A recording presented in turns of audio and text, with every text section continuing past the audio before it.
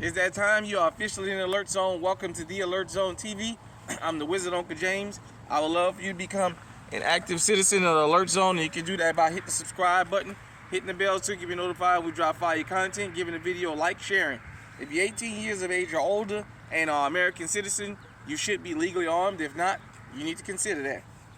So today I got the EDC on me, Walther PK 380, Chamberlain 380.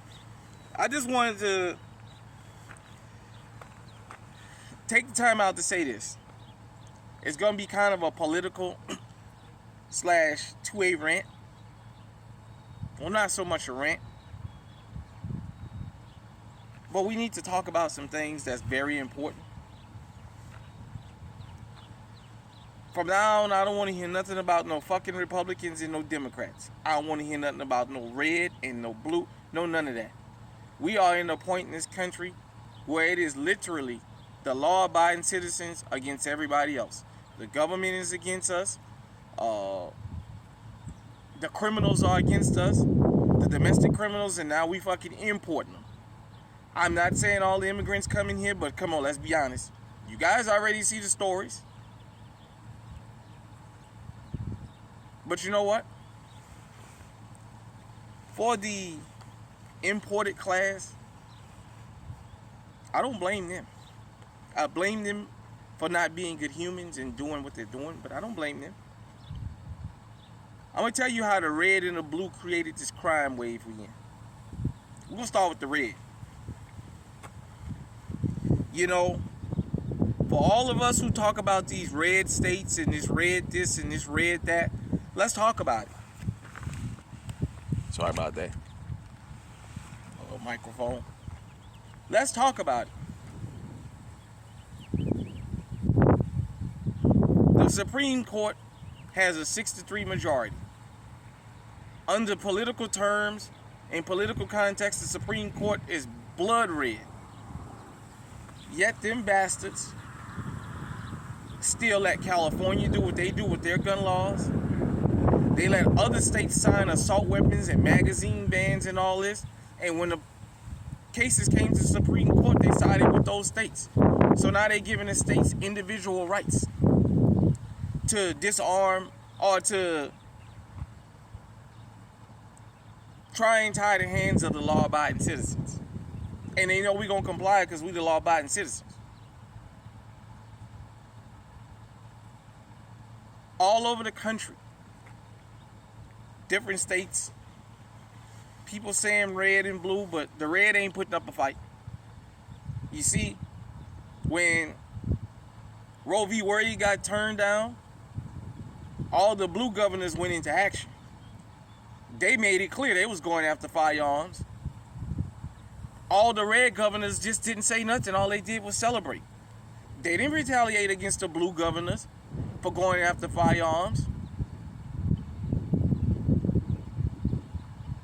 You know, we talk about justice, right and wrong. The red is against the American citizen just as much as the blue. Everybody knows Missouri is a red state. Missouri got a bunch of innocent people locked up right now. And they even have acknowledged. Yeah, we know they're innocent, but they got convicted under a law that says if you wrongfully convicted, unless you were sentenced to life without, to the death penalty, if you were sentenced to life without parole, we don't have to overturn your life sentence. There's guys in Missouri right now that the state's attorney have acknowledged. We know those guys are innocent, but we're going to leave them locked up because we don't have to let them go. So don't tell me nothing about no law and order. Because law and order means you put the criminals in jail that's guilty, and the ones you know to be innocent, you let them the fuck out. That's law and order.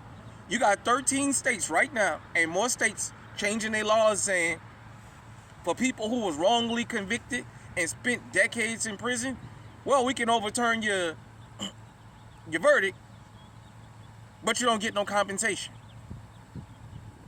You see what I'm saying? That's if that was law and order, they'd be giving compensation for that.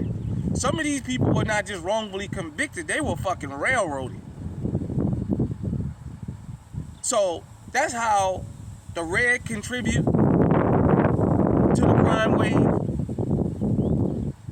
how the red went out of their way with the blue to specifically criminalize black folk.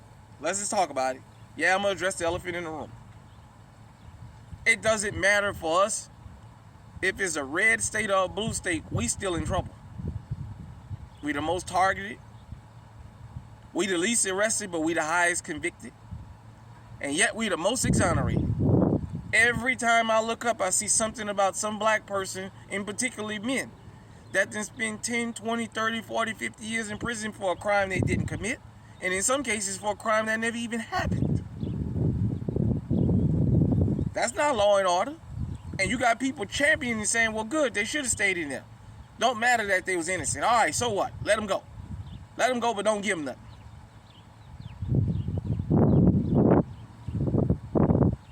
Now, let me get to the blue.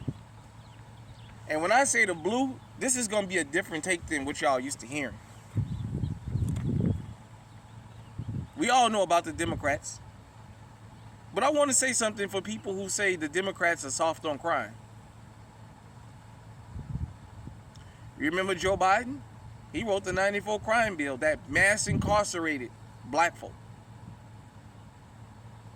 The 1986 Anti-Drug Abuse Act that created the 100-to-1 disparity between crack cocaine and powder cocaine. Joe Biden helped author that in. And he brags on it. He brags about it. He helped author in something he knew to be targeting American citizens to the point where it had unintended consequences. Louisiana already had some of the harshest laws in the country. And they changed so they can get some of that $13 billion bounty Biden gave out in 1994. So much to the point that judges have been caught publicly saying to white defendants, and I gotta racialize this, I don't want to give you this much time, but the mandatory minimum says I have to give you this. See, it wasn't intended for white folk, but now they're catching the brunt of it. There's innocent white men in prison.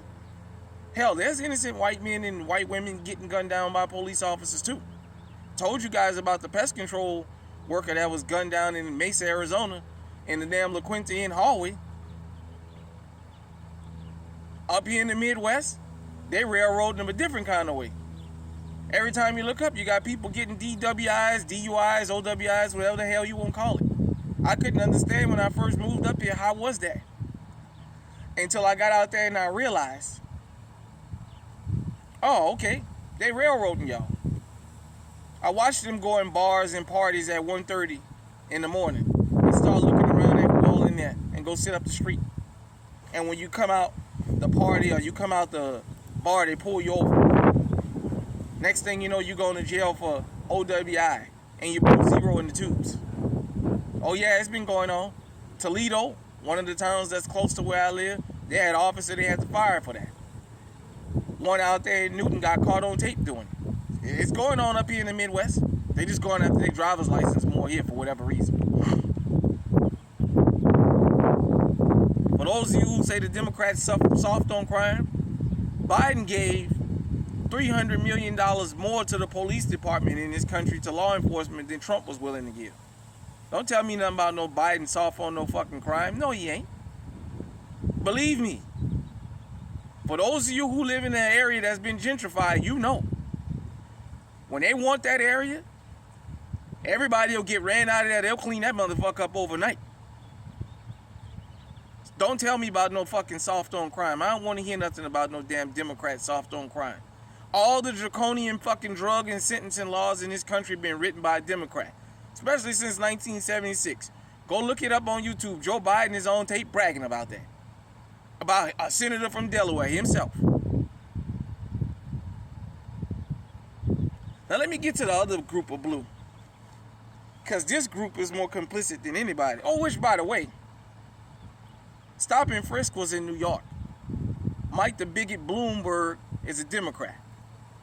And yet he went out of his way to intimidate law-abiding citizens, to intimidate American citizens, and publicly said, I think more black and brown people should go to damn jail.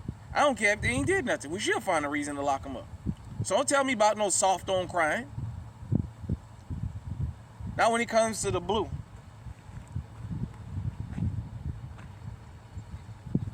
the back the badge crowd and the actual law enforcement in this country, ever since that incident happened in New York, I haven't heard not one person jump up there and say they should have just shot the motherfuckers. See, this is New York Police Department. This is New York Police Department that didn't have no problem shooting Amadou Diallo 41 times when he had his hand up with his wallet in his hand. All he was going to do was get him something to eat.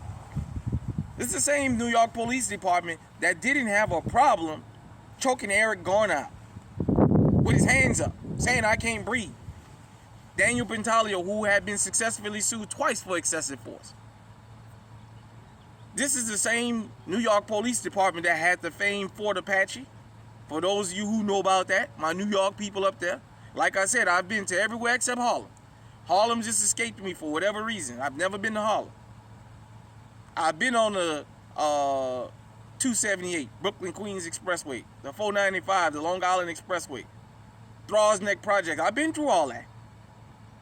Out there, Cinema Riches on Long Island. I've been through all that. I know what I'm talking about.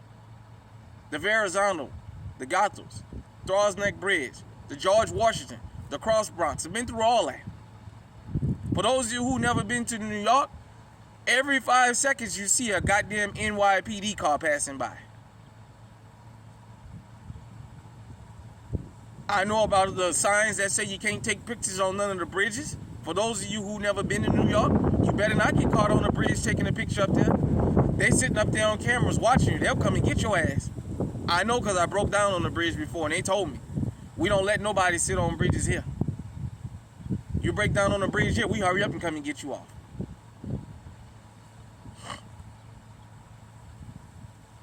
This is the same New York Police Department that during the COVID lockdowns had their little hitter, Officer Francisco Rivera, just running around grabbing people and beating them up because they ain't have a mask on. The back the badge crowd. None of y'all got on Tucker the Sucker Carlson and called him a liar. He's still running around here talking about Derek Chauvin didn't commit a crime. George Floyd was handcuffed. No matter what y'all think he was under the influence of, it don't matter. He was fucking handcuffed. He wasn't a threat. These guys were literally beating NYPD. For those of you who don't understand, NYPD is full of head busters. Remember, Preacher. His right-hand man was an NYPD officer. Or one of them housing authority cops, I'm not sure, but he was in law enforcement up there. Y'all know what I'm talking about. Y'all can correct me if I'm wrong. From the movie Hoodlum to American Gang, anytime you've seen a movie about gangsters in New York, you've always seen the part that the police play in it. And they always stone killers and head busters. I'm telling you, NYPD is full of head busters. You can't get on NYPD if you ain't willing to bust a fucking head. And yet they let these motherfuckers come there and do that. If you live in the New York area, let me explain something to you. You better get one of these. You better get you something to protect yourself. You know why? Just like down in Texas, Uvalde, in real time, we see the cops freeze up. The cops let a whole bunch of kids be killed. And they've lost their respect so much to the point they had to close the fucking school down there. Well, guess what? New York Police Department, to law enforcement all over the fucking country, I want you guys to understand something, that we as law-abiding citizens saw what happened up there. And these wasn't officers that wasn't armed. These was officers that had every weapon available, and they refused to pull them. These are the same people when they doing a felony stop in America. When they pull you over, the first thing they got is a fucking gun pointed at you. A felony was actually being committed on them, and yet they had enough restraint not to pull their fucking guns out. Let's talk about it. We live in a fucking country where in Seward County, Nebraska, on Interstate 80, they openly sit on there and target people coming through there without eyes, with out-of-town license plates and pulled them over for not even committing a traffic infraction or nothing, looking for money. Civil forfeiture. We live in a country where a cop can pull you over at any time and take your fucking bill money if he want, and say, well, I suspect this drug money. Because to law enforcement, there's no amount of money an American citizen should have. If you got $50 and it's in small denominations, it's drug money. If you got $1,000 in your pocket, what you need this for? As an American citizen that goes out there and works for a living, you can't have a goddamn thing here without the police jacking you up. Atlanta, Hartsfield, Clayton County, Georgia, where you come through TSA and it's not a problem, but when you get on the Skyway to go to the fucking plane, they pull you over and tell you, hey, let me search you. You got any money, they take it from you and tell you got to come to court and get it. Civil forfeiture, where you never going to get your fucking money back.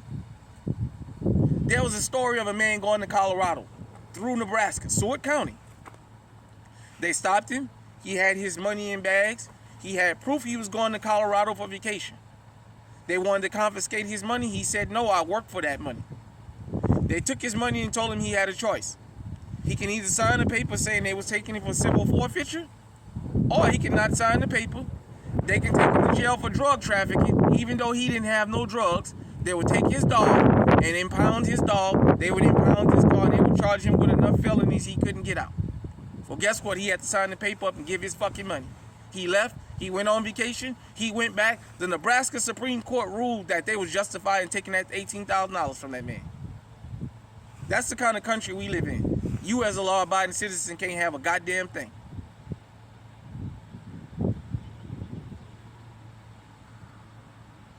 But we're not supposed to say nothing.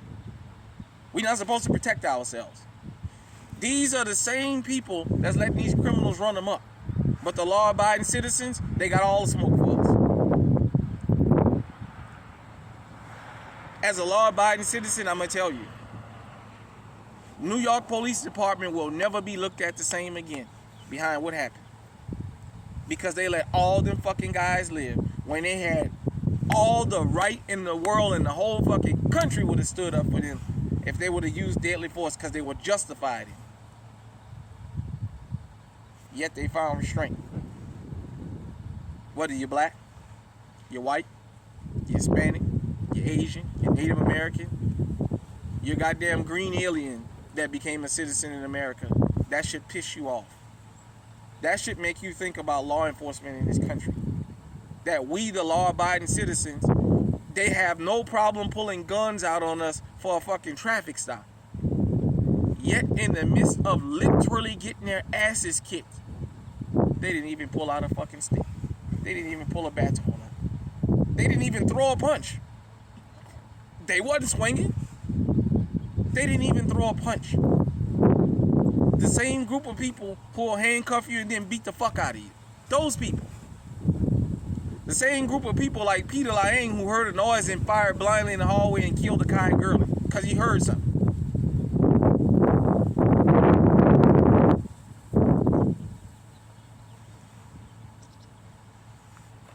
The line been drawn. It's the red and the blue against the law-abiding citizens. I don't care what your racial, sexual, political affiliation is. What happened into New York should have made everybody that's a law-abiding citizen want to vomit. Because I didn't hear the guardian angels, those little knockoff superheroes, they wasn't jumping up and down talking about, hey, where was the deadly force? It was needed. Tyree Nichols, we watched him on camera be tortured to the point that they killed that man. You got these punks out here beating up on a bunch of other punks. That's what I'm going to call them now, the New York Punk Department. Yet, with all the weapons and all the training they had, they didn't shoot nobody. They didn't tase nobody. They didn't pick up, they didn't even handcuff them and then beat them. You see, the next time they do it to a law-abiding citizen, don't tell me about they need more training. Because this says one of two things. Either they're looking for soft targets, which is American citizens, or they're trained to only go after certain people. They're trained when their lives can be in danger. I haven't met one American citizen the New York Police Department killed. I haven't heard of one that the union didn't come out and defend the cop.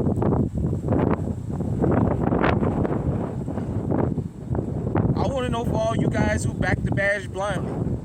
Laura Ingraham, Tucker the Sucker Carlson, Charlie Kirk, 4chan, 8chan, Stormfront, the rest of the online switches, MSNBC, CNN, all the rest of y'all who so claim y'all love law enforcement so much. Why didn't none of y'all get up there and say, why was there no deadly force used? If what you saw in New York in the aftermath, and don't tell me about no fucking Alvin Bragg, because he got Jonathan Majors convicted when Jonathan Majors was running from an assault. He was running from that woman and still got convicted. Don't tell me nothing about no fucking Alvin Bragg, and I don't want to hear that. Don't tell me nothing about no red, no blue, no liberal, and they conservative. When right there on fucking, this was the perfect time for all these people who ain't never met an American citizen death they ain't cheer for. This was the perfect time for them to say, hey man, why didn't you take something out and blow their fucking head off? And yet they all...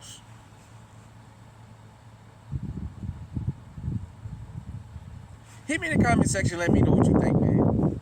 And if you really like what you just heard, share this. This is a message that needs to get out. We as law-abiding citizens, it don't matter what damn state you live in, should be appalled by what we saw in New York. But not because of the migrants jumped on in. The police didn't defend themselves against illegals, against criminals. Yet, when they pull you over, when they get out, they like this. They coming out. When it's 2 or 3 of them, one come on your driver's side, and the other one, when he come on your passenger side, already got the gun out. Because they say you was speed. You was driving erratically. But we ran your license plate, and it came back stolen, but we put the license plate in wrong. So it's a felony traffic stop. So they can pull guns during the felony traffic stop, but they can't pull guns during the commission of a felony while a felony is in progress. Because they had guns in Uvalde while a felony was in progress and they ain't used them. And they had them draw it. Had shields, bulletproof vests, dressed like Call of Duty. And they froze up like a bunch of bitches when they seen somebody was ready to put that fucking iron on them. In New York, they had every weapon at their disposal. And yet, for some reason, they found restraint. When I tell you guys and girls about law enforcement, I told you I'm not anti-law enforcement, I'm pro-justice. For those of you who think I'm reaching after you hear this, just YouTube or Google New York cases of New York police brutality. And you'll see, we know about the ones that's been reported. We don't know about the ones that ain't been reported. The ones where they pull you over, search you, and don't find nothing, and then bust you in your head and tell you go about your business. Hit me in the comment section, let me know what you think. Until next time, stay safe, stay armed. You better not depend on law enforcement. Stay on high alert.